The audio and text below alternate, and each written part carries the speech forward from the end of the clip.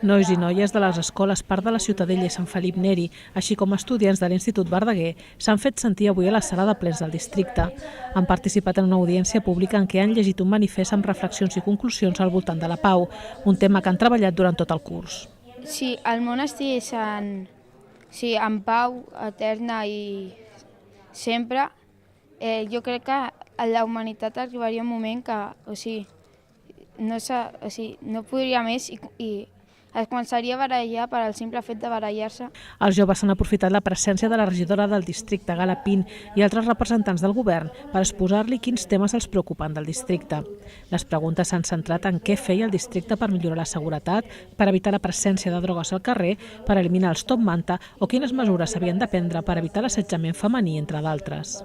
No havia sentit parlar tant dels assetjaments sexuals, sabia que passava però no amb tanta freqüència i penso que és una cosa que s'ha de millorar molt perquè fa sentir a gent molt malament.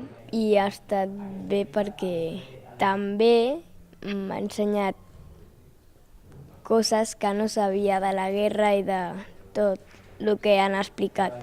Aquesta ha estat la segona audiència pública dels nois i noies de Ciutat Vella. Els participants seran presents també a l'audiència pública de la ciutat prevista pel 30 d'abril.